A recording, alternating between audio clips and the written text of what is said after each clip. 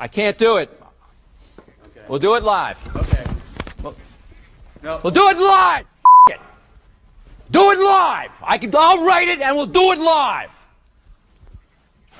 Thing sucks. There we go, ladies and gentlemen. It's the Daily Puck Drop here on a Tuesday, March 24th. Welcome into one and all.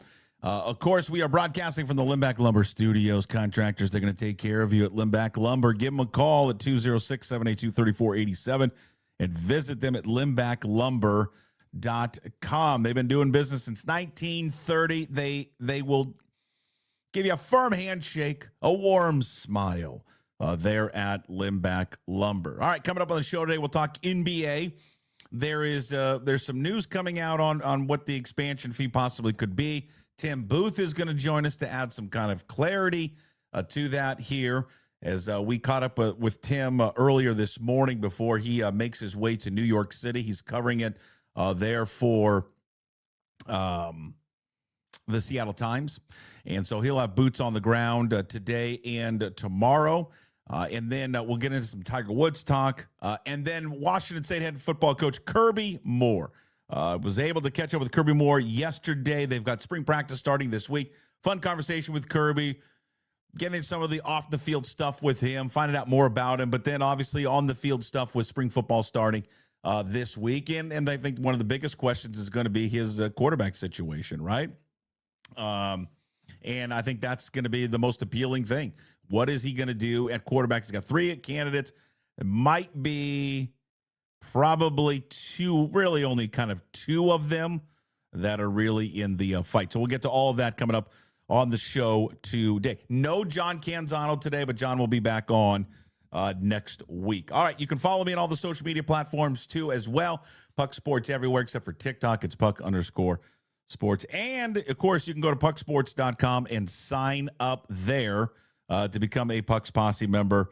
Against just $5 a month, where you can sign up for a year to get a discount. Again, that's pucksports.com. We give you bonus shows throughout the week. Sports Pit coming out later today with Matt Stretch Johnson, and we got a special guest on that.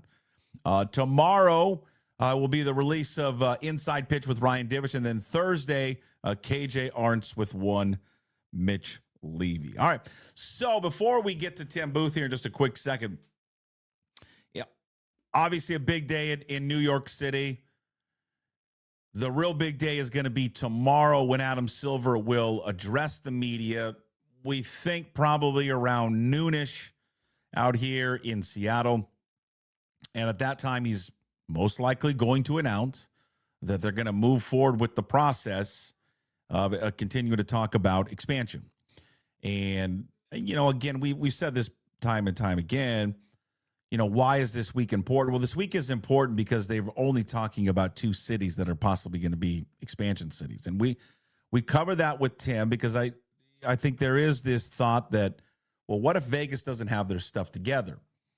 We don't really specifically know what the ownership group in Vegas is going to be yet. You know, LeBron's group was interested. Seems like they have pulled out.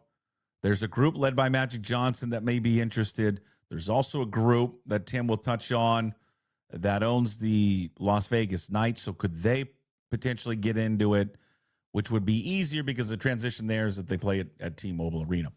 As for the Sonics ownership group, you know, with the news that came out yesterday with the One Roof, we know that the primary group for Seattle is going to be that group, One Roof, that is going to be led by Samantha Holloway. And Samantha Holloway is going to be the face of this ownership group.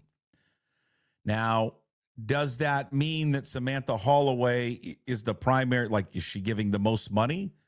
I think Sam Holloway is, I looked it up, $3.5 billion, $4 maybe. So she doesn't have all the money in the world to be the primary owner, and I don't think she ever was going to be the primary one.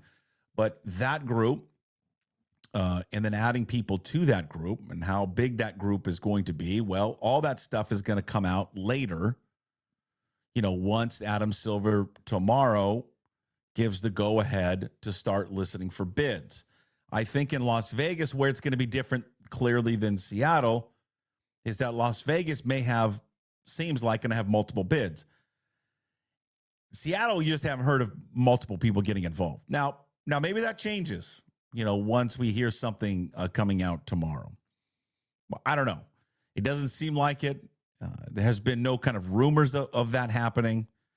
And then I think the thing that I want to hear tomorrow from Adam Silver, and something we'll discuss here with Booth here momentarily when we play the interview, is the idea, could Seattle start before Las Vegas? And we brought that up last week when we had Jerry Brewer on. That's always kind of been something that is, I think, bothered certain people, is that why can't Seattle just start right now? Because Seattle has everything in order. Seattle is ready to go with the arena, ready to go with an ownership group, practice facility. That still needs to be worked out. But Vegas has still kind of in the lurch of what they want to do and who their ownership group is going to be. So I don't know. Maybe that will be something that Adam Silver tomorrow will address, whether or not that maybe Seattle could move forward, or do they need Vegas and them to come at the same time? I think one thing that's interesting that Tim and I talked about was this price tag. I think when Shams came out with the initial report from ESPN talking about $7 to $10 billion, I think that scared a lot of people, right? And I think a lot of people were blown away by that number. And eventually we'll find out exactly what that total number is going to be. I think there's some thought now, as people take a step back and look at that price tag, that $7 to $10 billion might be aggressive, especially for both teams. That was just a number probably being thrown out, that's the best case scenario. This is what we're going to do. The NBA would love to see multiple people in Seattle bidding on it, so we'll drive it up. But you look at the Lakers. The Lakers are valued at $10 billion. The Lakers are one of the most, if along with whoever, Manchester United, who else? Yankees, most recognizable Cowboys, most recognizable sports brand in the world. It's hard for me to envision two expansion teams, one in Vegas and one in Seattle, fetching $10 billion. They're not on that same level as the Lakers. They're not on the same level as the Celtics. The Seahawks aren't even valued at that much. I mean, what's the Dallas Cowboys valuation? I don't think if it's not $10 billion, it's $13 billion. So I think you could maybe pump the brakes a bit on that figure. Maybe it's going to be less. Again, it could be very well in that range of 7 to 10 if they get multiple people bidding, but maybe it's a little bit smaller than that. And I guess when we say a little bit smaller, Tim throws out a figure between 6 and 8. I mean, now we're talking a couple of $1 billion. I mean, it's still a hell of a lot of money. But I think what will be interesting to see here once Silver comes out tomorrow is going to be the next few weeks and what that means, of maybe some names that we haven't heard before. Maybe we don't even recognize these names, probably don't, that have come out that are going to be a part, of this group moving forward. Before we get to Tim Booth, so again, big couple of days in New York City. Follow Tim Booth, please. SeattleTimes.com. Buy Tim Booth on social media. He's been following this story forever, and he's writing his ass off, and he's got contacts and everything. He's been doing a hell of a job. So again, he's in New York City as we speak, and he'll be there today, and then he'll be there tomorrow. Other news and notes here quickly before we get to Tim. Jake Bobo remains in Seattle. That offer sheet was signed or matched there by Seattle to Jacksonville. I mean, listen, I love me some Jake Bobo. I'm not so sure I love Jake Bobo at $4.5 million guaranteed. I mean, he's a great player, and he's great on special teams, and he's a fabulous wide receiver and all that. But it is a lot of money for their wide receiver room. It's starting to pile up. I mean, you got Bobo, what you're going to pay Cooper Kupp. Maybe they redo his deal. Jackson Smith and Jigba. Just saying, it's a lot of money for Bobo. All right, and I know Bobo is a fan favorite. I love Jake Bobo. Just, it's a lot. I'm surprised. I'm just moderately surprised that they did it. So. But he does have value. There's no getting around that. Also, hey, congrats to Adam Larson. Kraken tonight. This is a cool story. I mean, I didn't know much about this until reading a little bit more about it, and kind of what the significance of this means in this sport. and what it carries and what a milestone that Adam Larson is reaching tonight. He's going to play his 1,000th career game as the Kraken take on the Florida Panthers. The team is going to honor him, not tonight, but they're going to honor him when they come home against Utah on April 2nd. So when you play in your 1,000th game in the NHL, not a lot of people have done it, by the way. I mean, this number blew me away. There's been over 8,000 players that have skated in the NHL since 1917. 8,000 players. There's roughly been only 420 players in the history of the sport to reach this milestone that Larson is going to reach tonight. And then they honor him with a silver stick, which is pretty cool. You just saw it the other night with a player in the league. And so they're going to do it for Larson coming up when they come home. Really cool there for Adam Larson. What a testament to a great career, long career, longevity. And again, you go back to that number since 1917, over 8,000 people skating on the ice, and he's one of 420 players to be able to play this amount of games. Incredible. Patrick Marleau, by the way, the most games, 1,779, then followed by Gordie Howe and Mark Messier. Seattle Kraken president Ron Francis, fifth all-time with 1,731. So, again, congrats there to Adam Larson. No Ever Fits You this week because we're off on Wednesday and Thursday, but we'll catch up with Fits You coming up next week. All right, without further ado, we're going to get into it. Tim Booth, Seattle Times in New York City, covering the NBA expansion news there for the Seattle Times. We caught up with Tim before he took off to get the very latest on what we should expect here in the next few days and how quickly after they make an announcement there on Wednesday that we hear more names rumbling out of that ownership group. Tim Booth, Seattle Times, coming up next. Drink Georgetown Tavern Beer, your new locally brewed domestic-style lager. 4.2% alcohol. Cheap, good, local. He's back with us. Tim Booth of the Seattle Times is going to help us answer all the questions about when are the Sonics going to return. If he doesn't give us a date today, then we may never have him back on. Tim, thanks for joining us again. Of course, you can follow Tim by Tim Booth on social media. Read all of his work at the Seattle Times, seattletimes.com. Big week. You'll be in New York City. In fact, you're flying out to New York City to cover this whole thing that's going to transpire with the NBA Board of Governors. Again, we had you on about a week ago or a couple weeks ago to discuss what this trip will mean. But for those who don't remember, what is the NBA going to do this week and what are they going to vote on?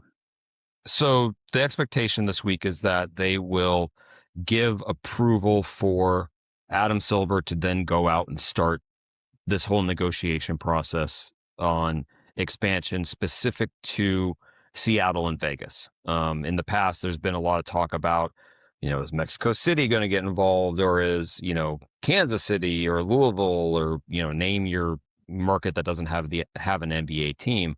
Is this going to be a much broader look at expansion? And the indications are that they've decided, nope, we're going to go with the two most obvious candidates, which are Seattle and Vegas, and we're going to go down that road. And so the expectation is that on Wednesday, the Board of Governors, the owners, will vote to approve that, and then it starts. Then really the negotiations start, the conversations, the meetings, everything that has kind of been worked on behind the scenes and built up toward this point will start to come to fruition, and we'll start to find out things like what is the expansion fee, what is the actual timeline, how feasible are those two factors? Are there going to be other groups that get involved in the conversation, or is it going to be the most obvious two groups in each city? So all those things will start to come based off of this initial approval that's expected to come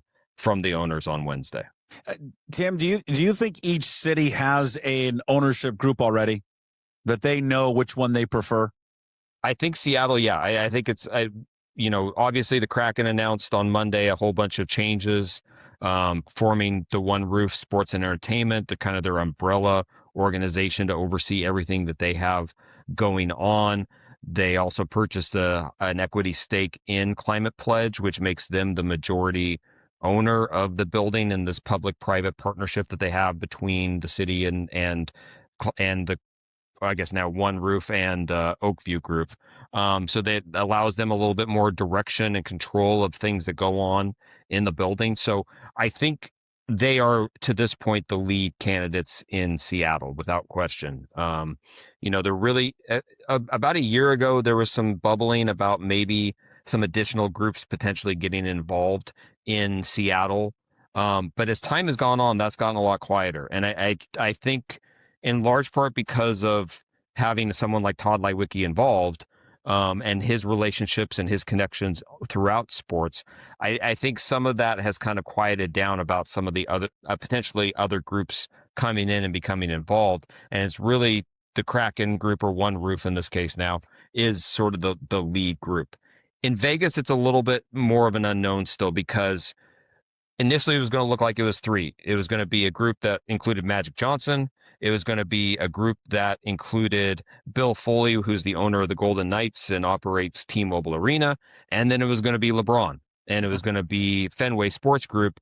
And last week, kind of after the initial news came of this vote expected to happen this week, that LeBron and Fenway had pulled out, that the money had gotten too high for them. And I think there's probably a few reasons why it got to that point with them. So which of those other two groups has sort of the lead in Vegas is still kind of unclear. I would think it's probably the group that includes the Golden Knights owner, simply because they have a building, it needs some work, but they can pretty quickly get that building up to spec in order to have an NBA team playing there within a couple of years. One thing I would be interested when Silver does talk this weekend, we think he's scheduled Wednesday around noon our time.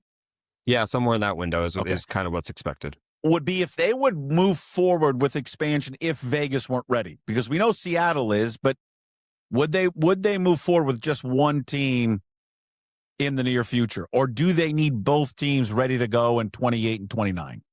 It's a really good question. I think to your point, I do think Seattle is a little bit ahead of where Vegas is at, simply because they clearly seem to have a couple of competing ownership groups that are potentially going to be involved. And if they go down the road of not partnering with T-Mobile Arena or not partnering with the Golden Knights owner, are they going to have to construct a new building there? Mm-hmm. And what is the timeline on that? And as kind of ridiculous as it sounds, considering all the venues that they have in Vegas, there's a case to be made that they need another arena, especially if you're all of a sudden throwing another 40 to 45 dates a year of guaranteed events happening.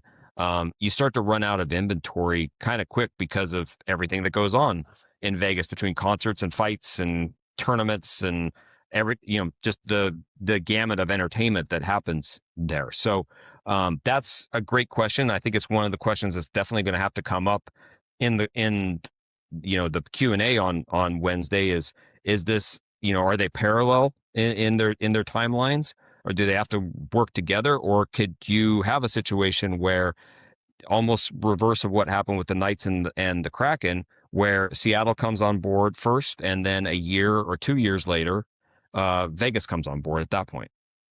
So the One Roof that was created this week, the umbrella company that includes the Kraken, and you mentioned Holloway and Todd Leiweke, who else would be involved in that ownership group, do we think? I mean, it sounds like, and it's always been kind of served to us, that Holloway would be the face of the NBA team. Correct. That's kind of always been the perception. But yeah, but she's worth billions. But I again, this is a different stratosphere of money, right, Tim?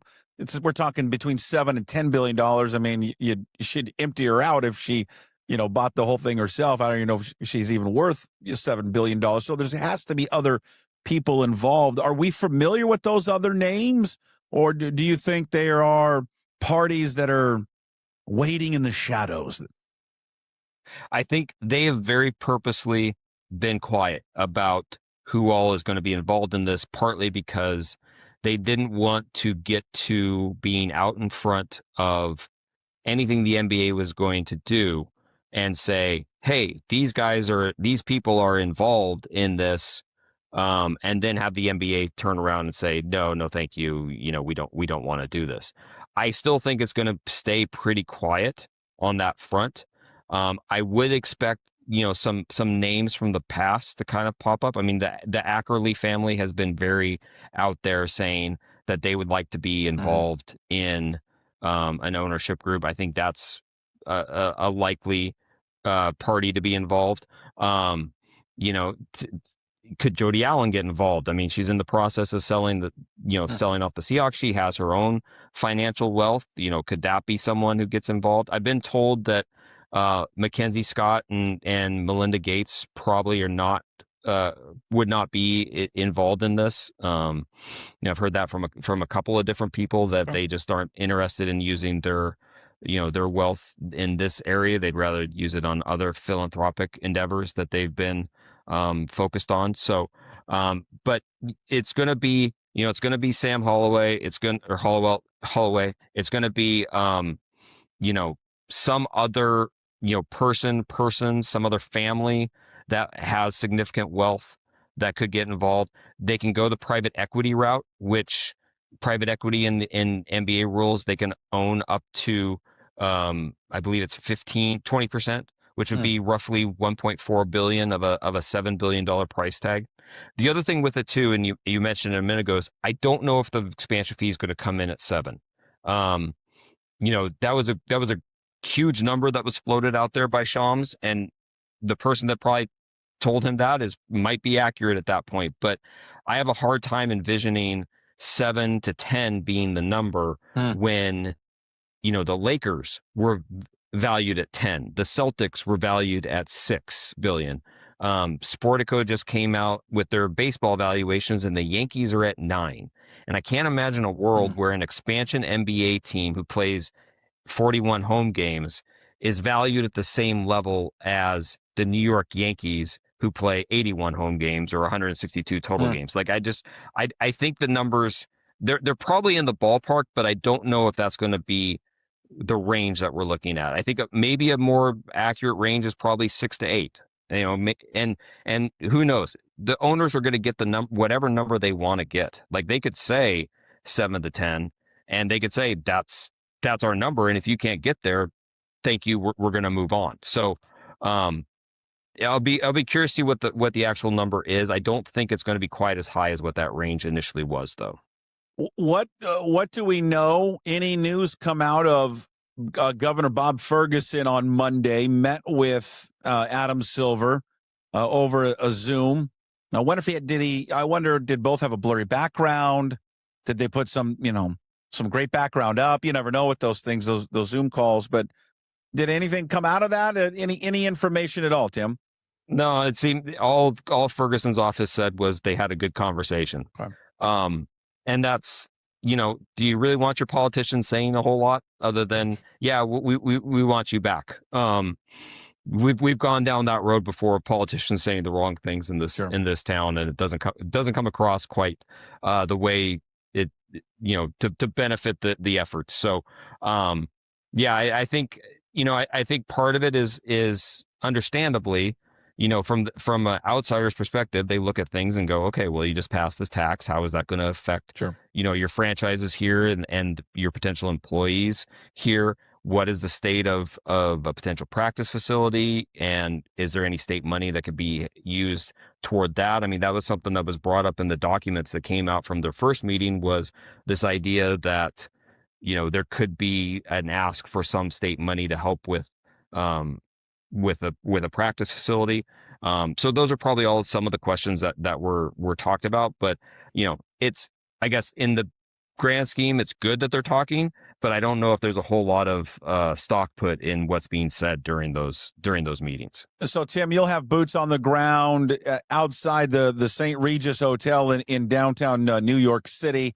You'll be in there in the press conference, and Adam Silver talks, and we expect that they'll come out and say, we've passed it, whatever the vote is. They need at least 23 of the 30 owners to say yes. Mm-hmm. We're moving forward with expansion talks. Then people are asking, well, what's next? So what is next after this vote this week?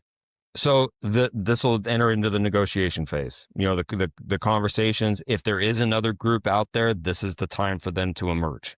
Again, I don't expect another group to emerge in Seattle, but I wrote it over the weekend. The NBA probably wouldn't hate that, because all of a sudden you have a little bit of a bidding war if you have a second party or second group that wants to get involved in potentially a Seattle franchise. So that'll take up X amount of time, and that's kind of the unknown here. Can they actually get to a point of settling on who your ownership groups are, vet them to a level that's satisfactory for the NBA, and then get to the point of actually having a vote in July? They have time. They have time, but at the same time, they're trying to get this Europe project off the ground.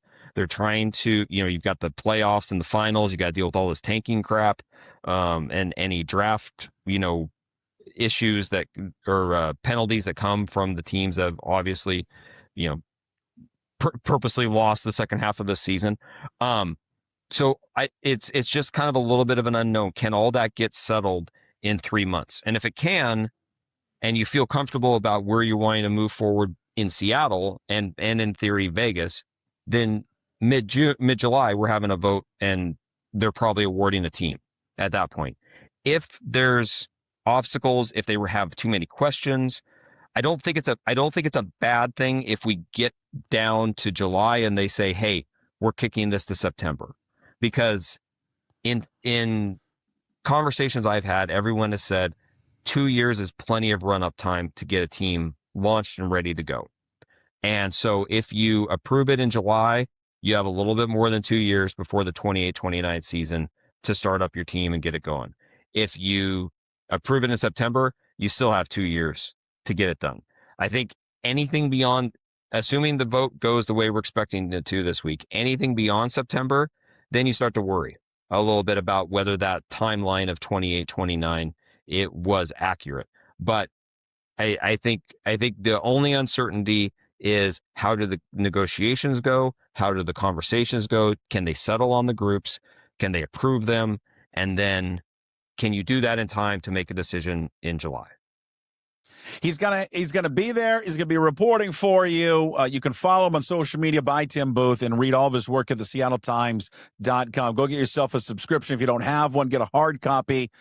Safe travels. We'll be following along in New York City. Thanks, Tim. Thanks, Buck. If you're a homeowner in Seattle or one of the surrounding high-end neighborhoods and your garage still feels unfinished, there's usually a reason that matters. Bare concrete stains, cracks, and never really looks clean. And every time you walk through it, it feels like the one part of your home you never actually finished. At All Aces Concrete Coatings, we install Pentex Polyurea. It's like epoxy, but 4 times stronger. Slip resistant and backed by a lifetime warranty. And with 0% interest financing available and up to 24 months, you don't have to pay everything up front. We are certified installers with over 9 years of experience of construction, and we've fully prepped the concrete with no shortcuts. Hit the link below to see a real price range estimate for your garage.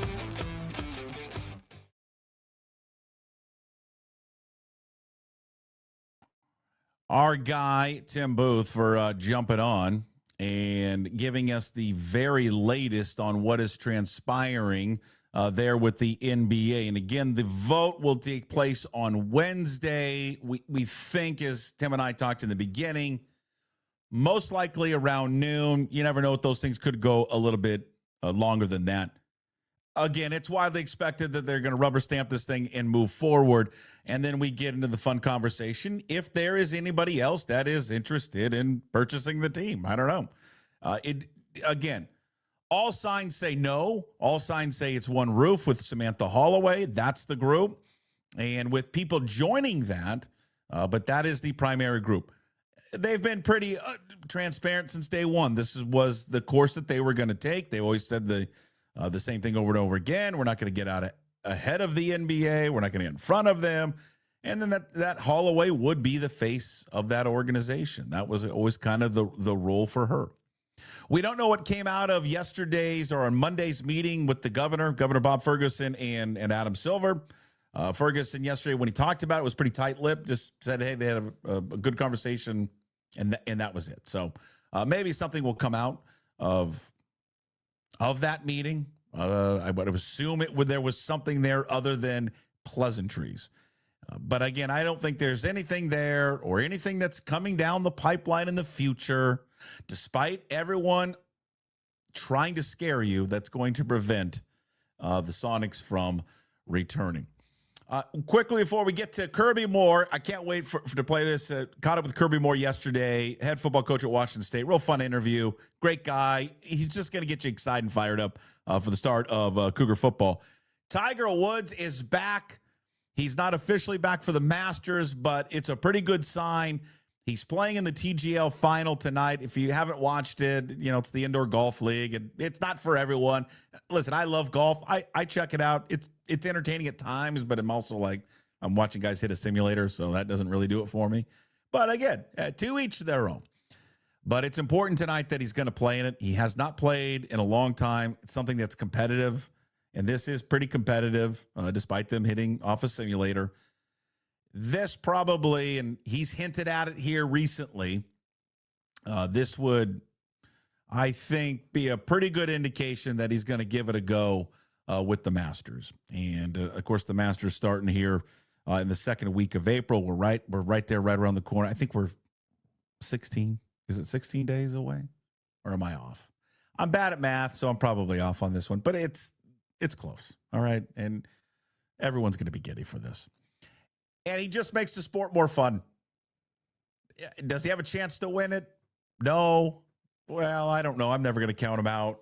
But his interest level, his cachet, his being there just makes the tournament feel bigger and better. And it's just good to see him play. Because I think when he tees it up, and he tees it up there, like some of these old guys that have always, he's old now, but some of these old guys that have always continued to play there, because they know the course so well. They have a great course history that they know how to play it. Fred Couples always, late into his 50s, now 60s, has always done well there because he knows the course. He'll always play well for, makes the cut. Probably kind of usually falls off in the third round. And, Bernard Longer the same way. Tiger's going to be exactly that type of player. He's got plenty of length with these guys. It's just a health thing for him walking around, where he'll probably always play well for the first two rounds. And then, maybe the knee and the back and everything that he's had done, we'll catch up with him in the third round. But again, if you want to watch something tonight, you want to see how he looks, 4 o'clock ESPN, the TGL championship with his team. And I think the team from LA, if you want to check it out, certainly going to be a precursor for him and the Masters. All right, caught up with Kirby Moore yesterday as they're getting set for spring football practice, which gets underway on Thursday. We covered a lot with Kirby. His life away from the football field, if there is one, what he does is in his downtime, adjusting to being the new head coach at Washington State. It's been a whirlwind 3 months. Looking ahead to starting of spring practice coming up on Thursday. The DNA of his football team, how he wants to play, his quarterback competition that's going to start on Thursday. We covered a lot of ground with Washington State football coach Kirby Moore. If it's fun you desire, it's fun you're going to get at Flat Stick Pub. It doesn't matter what the occasion is, whether it's date night, guys night, ladies night, or large group event, Flat Stick Pub's got you covered. They have 6 great locations across the Pacific Northwest, from Pioneer Square to Kirkland, South Lake Union, Spokane, Bellingham, and Redmond. All locations offer the best pub experience in Washington. 2 rules at Flat Stick Pub: drink local and have fun. Pretty simple. So if you like to have fun, love local beer, and great tasting food, make Flat Stick Pub your next spot. Visit them at flatstickpub.com. All right, Kirby Moore, you could still say new football coach at Washington State. We're going to start with the hard-hitting questions right off the bat. Are you ready for the hard-hitting questions? Okay, I see on social media a few weeks ago, I see a picture of a coffee mug from the Old European. For people who don't know, the Old European is a breakfast staple in Pullman, Washington. You say Sunday staple. So is this a every Sunday with the family? We taking the whole tribe there every Sunday? Yeah, well, it really started, right? The portal opened on January 2nd. We had 45 visits in a matter of 2 weeks. Some serious speed dating going on, and every breakfast was at Old European. right? So there was that consistency there from us, from them. I really appreciate their staff, love their coffee. And then when the family got in, it was a every Sunday. My wife loves the French toast. She would split it with my daughter. Son wants the Mickey Mouse pancake or the snake pancake.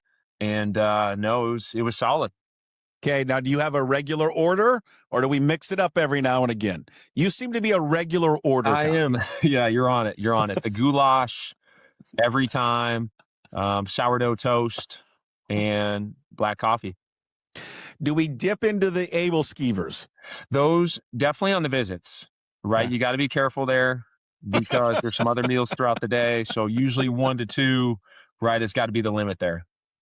Important question, because they go old school with their orange juice. Do you like the pulp in the orange juice? So I'm not high. I'm not much for orange juice for breakfast. The fam, they were definitely all in on the orange juice, right there in terms of the fresh squeeze and everything. Okay.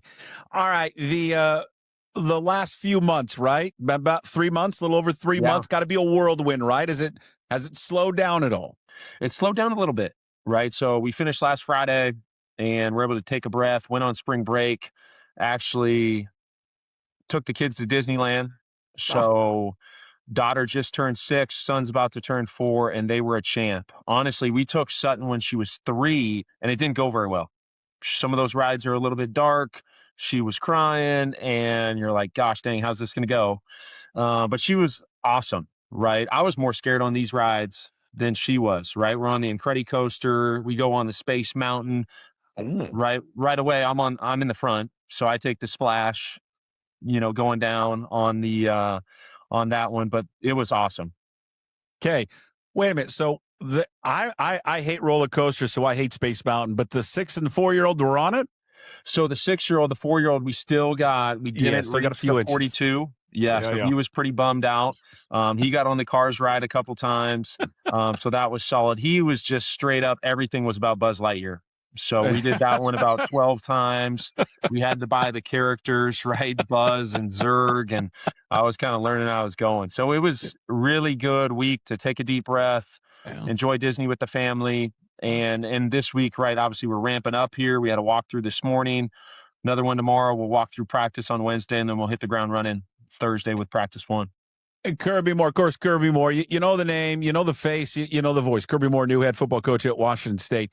You got to balance that, though, right? That work life and family life. And for coaches, I got to imagine that is very difficult to do. It is. It is. You got to put these right away, right, when you get home, and be present and be where your feet are. My daughter just started kindergarten, right? So naturally she's got a couple every once in a while, some homework assignments, right? Got to help out a little bit there. And then Disney, right? Wanted to make sure and enjoy that because there is a transition there. Obviously for me, I'm go. But for my wife, in terms of getting things situated in Missouri, the transition here, the kids adjusting to school, and want to make sure that we're enjoying those memories. What does free time look like, Kirby Moore? I mean, let everyone, you want to get away from football, either something with the family or just something for you personally. What is your kind of your hobbies, just to get away and relax, get your mind off things? Yeah, my hobbies still naturally revolve around football. I'm not going to lie, right? So I could be watching someone else's spring ball practice on YouTube, right? Trying to look for whether it's drills or schematic things that they're doing, listen to other coaches in terms of their messages. Around the house, it's really, my daughter loves to read. My son's got all of his toys. So all those things. And now, with Cougar sports in the spring kicking off, so I want to make sure I'm getting to a baseball game here and supporting those opportunities. Baseball player growing up? Did you, besides football, you play any other sports? Yeah, I had the T-ball, the coach's pitch, and then kind of retired there after that. So okay, but nothing else. Was it football all the time then? It was football. It was basketball. I did run track sophomore year there, right? I was kind of one of those, deceptively fast was the word, right? So I had to work. We call them sneaky fast. All right. So we got Thursday starting it up, right? That's when the spring practice gets underway. Very cool. You guys start on Thursday. Saturday It's very cool. You guys you're taking the operation to Pasco. Yeah. Why'd you guys decide to do that? What led Yeah, I into think that it's really thinking? important for us to get around the state and meet Cougs where they're at, and in terms of meet our supporters. So we'll be in Pasco this Saturday in terms of having an open practice from 11 to 1. We'll have a kids camp from 2 to 3 and want to make sure we're embracing the community there. Obviously, I got a background in that area. And then the following week, we're going to be doing the same in Spokane at Union Stadium. And then we have opportunities here in terms of we got a scrimmage on the 11th and the 18th, and then the spring game there on the 25th. So we just want to make sure we're getting out within the state and in terms of meeting Cougs where they're at, and obviously showing them what we're all about right now, letting them, in terms of the players that are coming back, the 57, and them getting to know the 35 new players, right, who came into the program. And we want to make sure we're attacking, right, creating the environment that we want to this fall at Giesa Field. Could you envision this moving to the west side at some point? Would you ever take a practice over there? Yeah, no, I definitely could see that happening. Right now, those were the two, just in terms of Pasco and Spokane, but definitely. And then there's naturally conversations, right? We'll be over there for the first game, right? Playing in Seattle, and we got the 70,000+ alumni, and maybe another game, throughout one of these seasons that we get over in that area. Okay. What do you, the goals obviously of spring football probably, change and alter with each different program, right? Your goals and going into spring practice on Thursday are what? Yeah, it really starts with individual player development, and everyone's personal best is at a different point right now. And we got to push that to make it higher. Right. And little by little becomes a lot. And so we just naturally have to practice one. This is where we're at. And we just got to get a little bit better. That's why we got into this, or I did from a coaching standpoint, is we're teachers first. So there's going to be some things that are done really well. And then there's going to be some things we got to work through throughout the spring. And then creating our DNA on offense, defense, and special teams. There's an initial install.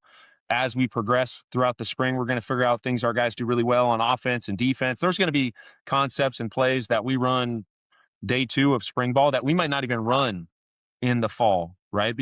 Because we got to make sure it's about the players. They got to make the plays out there on the field.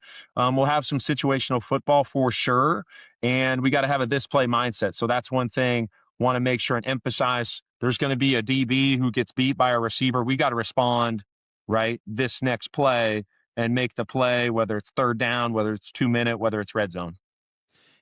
How receptive have the players been, right? You've got new guys that are coming into the program, guys that have been here, guys that have seen a lot of changes here in the last few years, which I know you're clearly aware of and open to it. And there can be some trust issues, right? I would assume. But what has it been like so far in dealing with all of these new players together? Yeah, building trust and respect started with the roster from the fall, right? And keeping 57. We had 14 starters in the bowl game, right? With eligibility, we were able to keep 11. And then we're bringing in the new guys. And Coach Hardman, I'm going to give the most credit to, who's in the weight room, right? He came from Missouri, and he has been bringing it every day. And those guys have been matching his energy and his staff. And there's been a progression in terms of strength, 4-quarter agility, right? We've had competitions, whether it's tug of war. We had a shuttle competition right before we left in terms of we had to do, and they could make it as easy or as hard as they wanted to. It was running 6 perfect shuttles. If they didn't get it right on rep 5, we went back to rep 1, right?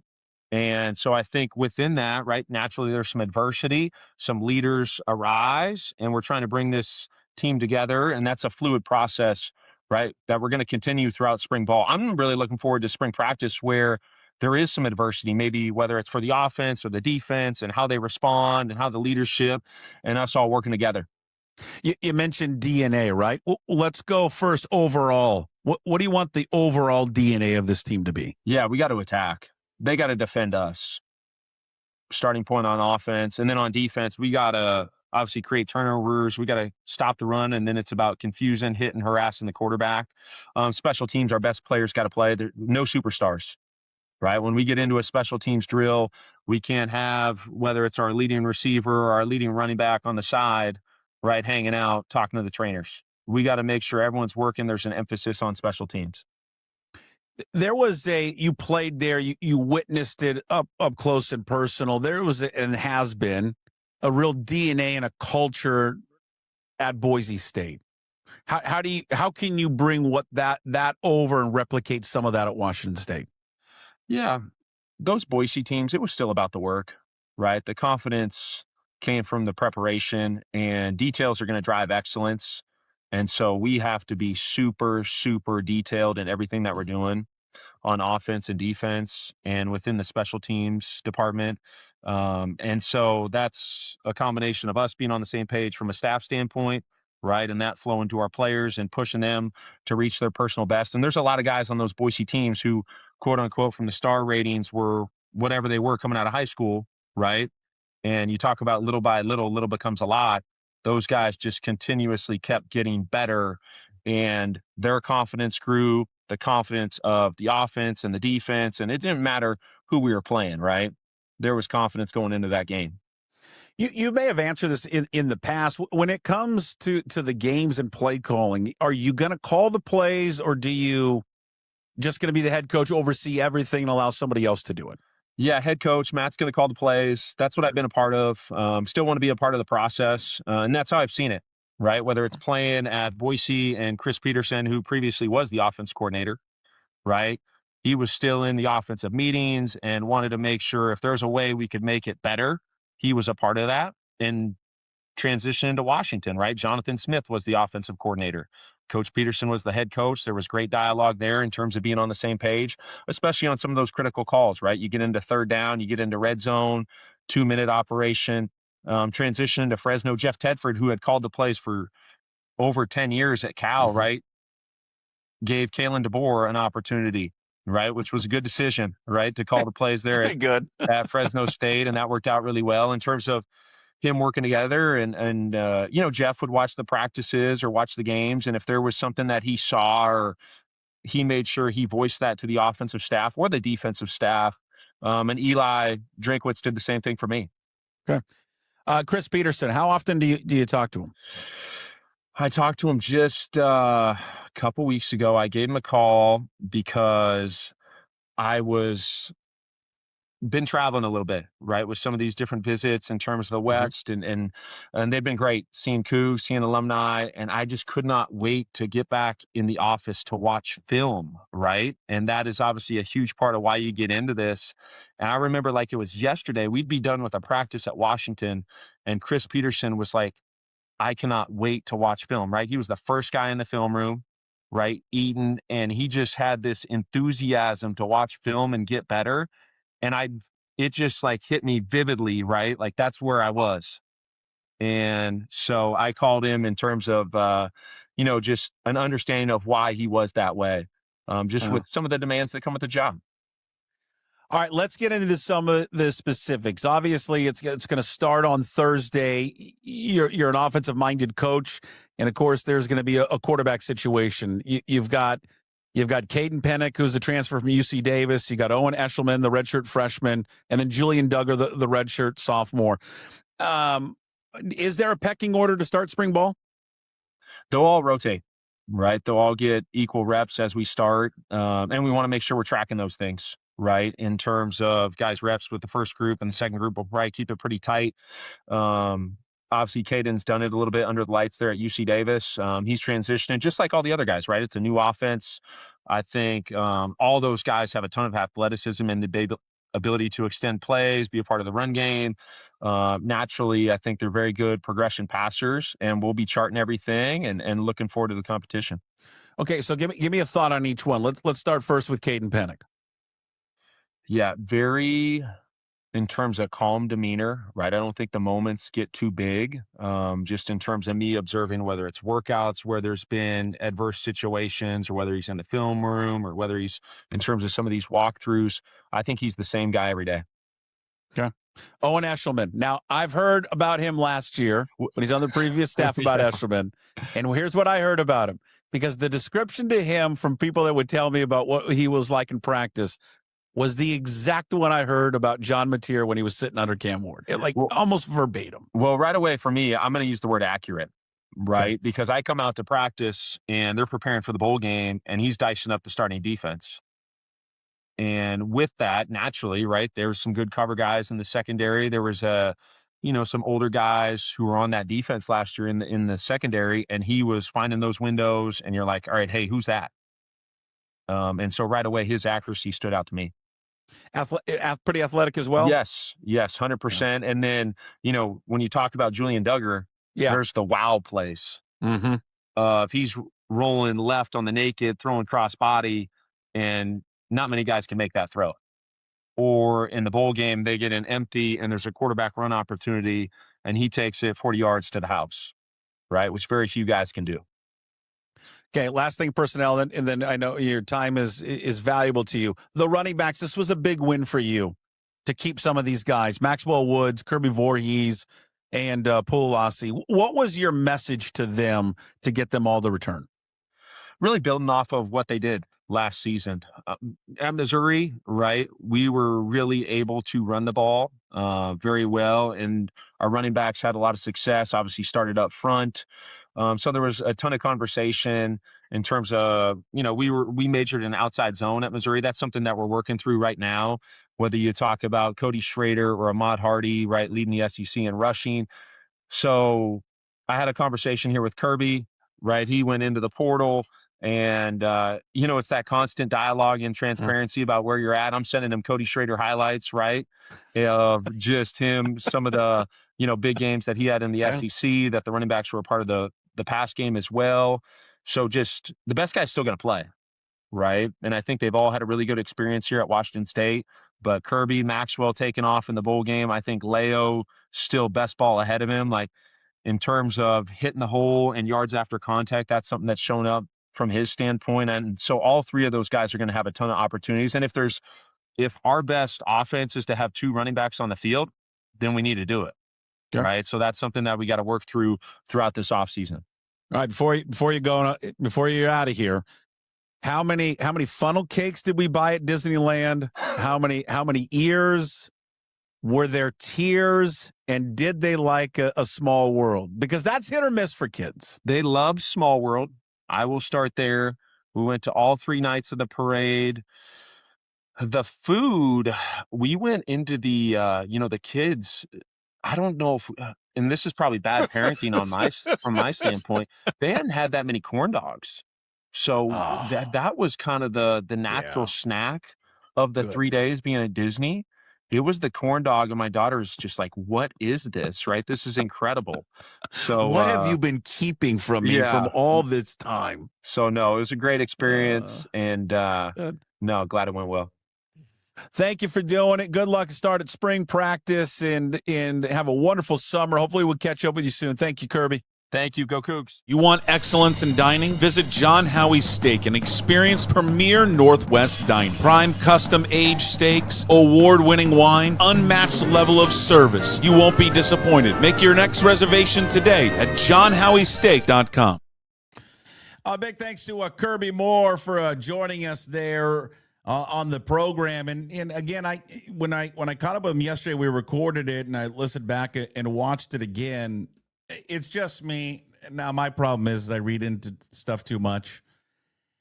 But I remember when people would describe to me, those who watched him, remember practices were closed with the Cougar football team. You can never watch the practices, right? Under all the coaches they've had. And I should have asked Kirby Moore if he's going to have open practices. I think he's mentioned it before that he's going to, or it's going to be a little bit different. But I would hear these great things about John Mateer. And this is when Cam Ward was there, right? This is when Cam everyone's gushing over Cam Ward. I would have multiple people who were watching practice tell me, but the other guy's better. Now, again, that was their opinion at the time, and we could debate at the college level. Cam Ward was amazing at Washington State, and then he went on to bigger and better things at Miami and all that. But the point was, and again, I don't think John Mateer is going to be potentially what the quarterback that Cam's going to be at the NFL level. But the point was that they were gushing about this guy behind the scenes, about his leadership qualities, about his athleticism and his play. Now, we didn't hear too much about his accuracy, and that was always kind of a knock on John Mateer. I've heard the same things about Owen Eshelman for about a year now, since he's been on campus. not only just a very good football player, underrated, lightly recruited coming out for some reason, extremely athletic, great arm, very accurate, but it's been the leadership. Like, people rave about this kid's leadership and work ethic. And in fact, their strength coach, who's been really, with them more than anyone this offseason, like, went out of his way. I think it was Cougar fan or someone that did a story on it to praise Owen Eshelman for, like, first one in there, leading all the workouts, taking charge. Now, again, does that mean he's going to be the starting quarterback when the season starts? The transfer from UC Davis, Caden Pennick, obviously has an upper hand because he's had playing experience.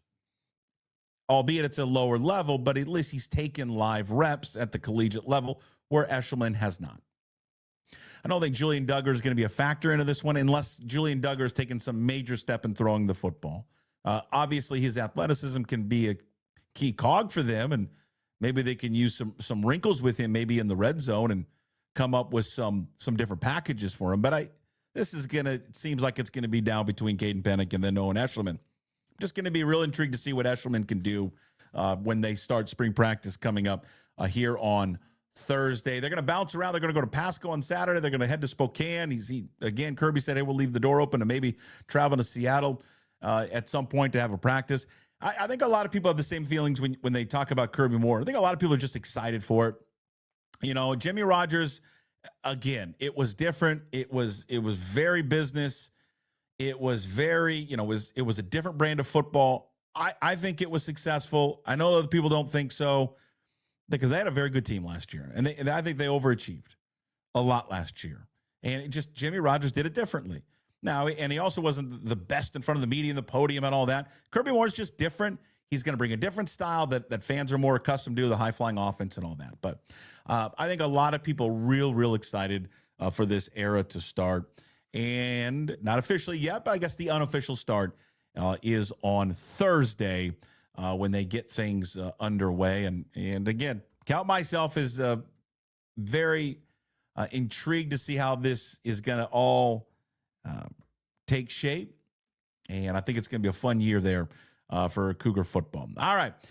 Before we wrap up the show, as we always do, we get to On This Day, and then we'll do Hey, What the Puck. On This Day is brought to you by Hive Social, the official Puck Sports social meetup app. You can download it for iOS and Android, the social discovery app that helps you connect with people, experiences, and communicates around or communities around you. And again, it is a great spot, kind of like LinkedIn and Snapchat for adults with no ads, no algorithms, people just want to know what's going on in and around your neighborhood and in and around like Thursday, Mariners game, trying to find out where Mariner fans are at, where they're going to be watching the game beforehand. Hive Social, a great spot for that. Again, download it, iOS and Google Play. All right, on this day in the world of sports, happy birthdays and all that, here on March 24th, we go with birthdays, all right?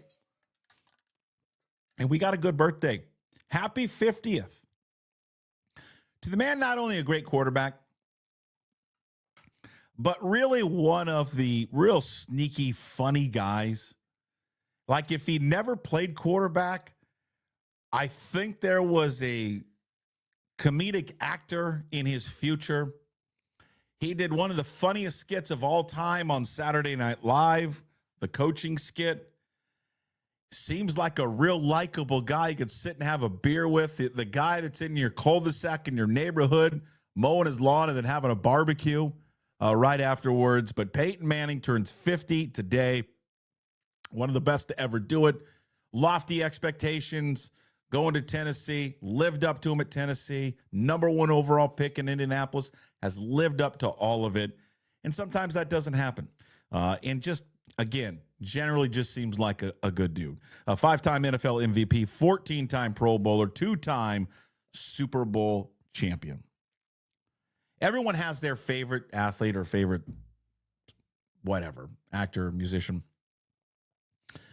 This person celebrating a birthday today is is my favorite golfer of all time. Excuse me. And you're going to think, oh, it's John Daly. It is not John Daly. But now here's the deal. I love John Daly a lot. My favorite golfer of all time, who is still on the tour, hasn't been relevant in a while. I love his golf swing. I love his hair. I waggle my golf club because of him. The man puts a whole can of Kodiak in his mouth. Ladies and gentlemen, happy birthday today to one of the best ever do it. PGA champion Jason Dufner, 49 years young today. Out of Auburn University back in 2008 wins on the PGA Tour, including the 2013 PGA Championship. I mean, look at some of these shots. He's got a whole can of chew in his mouth. It's unbelievable. One of the best swings ever. Best swings. Beautiful swing. Jason Dufner. Happy birthday to him. All that on this day, March 24th. A big thanks to Hive Social that sponsors on this day. Download the Puck Sports social media app, or Meetup app. I always say media, but Meetup app. You know, you get that one confused. They're iOS and Google Play. All right, let's wrap up the show with Hey, What the Puck, which is brought to you by Tersuli Construction. From emergency response to full-scale rebuilds and remodels. Tersuli Construction, a full-service contractor, handling your project from start to finish, locally owned and operated out of Ballard, proudly serving the Puget Sound region for over 15 years. If you're dealing with damage or planning what's next, call the team that does it all, Tersuli Construction. Restoring what matters, building what is next. Give them a call, 206-793-3744. All right, I lost my bet yesterday with the go-to guy. That sucked. I should have taken the Iowa-Virginia game, but then I overruled him, and we took the UConn-Syracuse game. UConn, by the way, was getting 35, or excuse me, they were favored by 35.5. They defeated Syracuse yesterday 98-45. So they covered, and they covered quite easily. In the second round of the tournament, kind of two storylines with this game. First of all, in the women's game, there's just way too many of these blowouts every year. And I know there's a blowout in the NCAA tournament this year for the men's. Arkansas, I think it was, or Florida, it beat the tar out of somebody in the first round. And that does happen occasionally. Not like this in the women's tournament. I mean, because the women's tournament, there is the top teams like UConn, and then it's top heavy, and then there's like the lower class. There's no middle class at all. And they have, and again, UConn's a great team. Maybe this is just a one-off, but every year when I tune into the women's tournament, I see the scores. And then I looked at the lines yesterday. I'm like, this is ridiculous for the second round. I mean, there's multiple games where the lines were 25.5 or more. I don't know. I think maybe they should think about shrinking the field. I think maybe 68 is way too much. And because, I mean, realistically, some of these teams, and again, I know in the men's tournament, they don't stand a chance either, but some of these women's teams, zero chance of doing anything. And it's kind of embarrassing to watch, really. But they got 68. You got to play with it. And you know what? You got to play who you got to play. Here's the thing that I just shook my head at yesterday reading the recap of the story, and it's Syracuse's head coach. And her name is Felicia Leggett-Jack. She embarrassed herself yesterday postgame. Big time. She has been upset that her team has continued to draw UConn in the NCAA tournament. And she went on a rant yesterday crying that it's unfair that they've got to play UConn almost every year. They have had to face UConn in the second round in both tournament bursts that she has been a part of at Syracuse.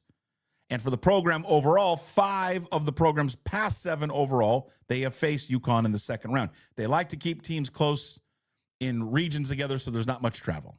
So that's why Syracuse and UConn are just close, and that's how it's worked out.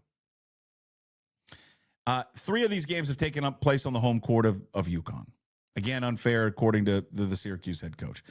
She said afterwards, quote, after being in this business for 37 years and have to come in and be in this particular bracket every freaking year is unacceptable. It's wrong. I just want the young people that's in my locker room to have a fighting chance. And I'm grateful to be in the NCAA tournament from where we've come from. But I think that we've earned the right to go anywhere outside of a 4-hour radius.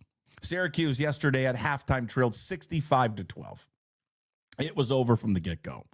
She said again after the game, continuing, I couldn't, this was her team at shoot-around preparing for the game that day.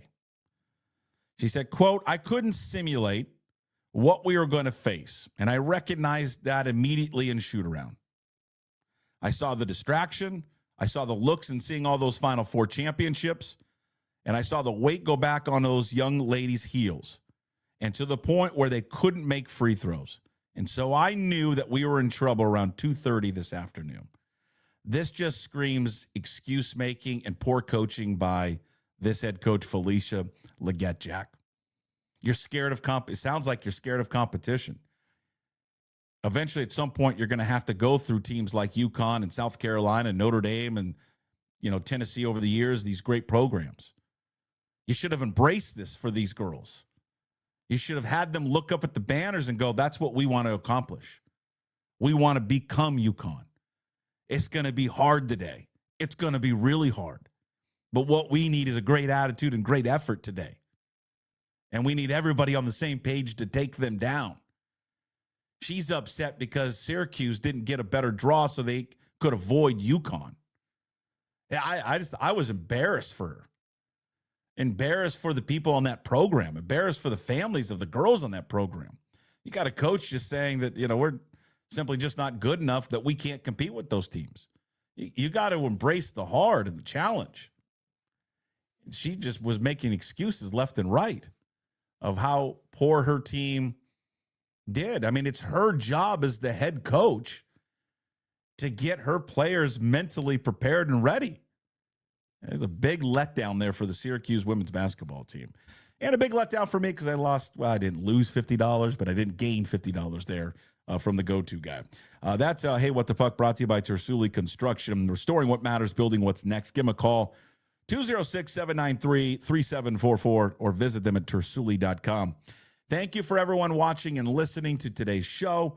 Thank you to all of our sponsors, Limback Lumber, Flat Stick Pub, Georgetown Brewery, All Aces Concrete Coatings, brand new sponsor, by the way. Thank you to All Aces. They bring you Bill Kruger every single week. Also to Hive Social and, of course, Tersuli Construction. Find today's Daily Puck Drop up on YouTube. When you're there, please subscribe to the channel. You may watch it, but you're not a subscriber, hit that subscribe button. Hit the like button as well. Leave a comment. Try to get to as many as we possibly can.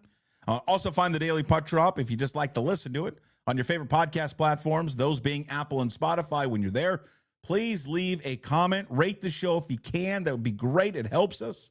Also, you can visit everything at pucksports.com. You can sign up there to become a Pucks Posse member. We're going to be redoing and revamping the website a little bit. So if you go there now and you see, well, that's an old show, don't worry about it. Things are going to change on it.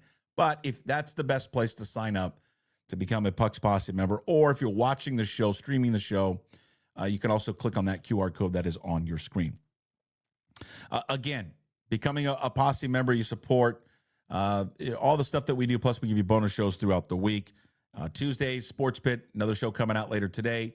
Inside Pitch on Wednesdays with Brian Davis. Thursday, KJ Arntz with Mitch Levy. Now, we're off Wednesday, Thursday, and Friday. I am, but those shows are coming out, so don't worry about it. We'll have a special opening day show as well on Thursday, and then bonus material coming up on Friday. So we're going to have it taken care of every day at 10 o'clock. I'm just not going to be here for the next few days. Be back with the live show starting on Monday. Also, we now produce the Garage with Gas Take 5 podcast. They are going to come out with one on Tuesday, so be on the lookout for that on YouTube and all podcast platforms. All right, I think we've covered it all. Everybody, enjoy yourselves. Have a wonderful rest of your week. Go M's. Can't wait for the news to come out tomorrow on Wednesday for the Sonics. It's a great week. Go M's. I can't wait for the start of the baseball season. We'll talk to you soon. As always, we mean it. Promise to be better. No shirt, no shoes, no ties. Would anybody like to smoke some pot? Yeah. I was born to love. I was born to lick your face. I was born to rub you, but you were born to rub me first. What do you need my address for? We'd like to send out a mailer. Mother of mercy, I don't speak Japanese!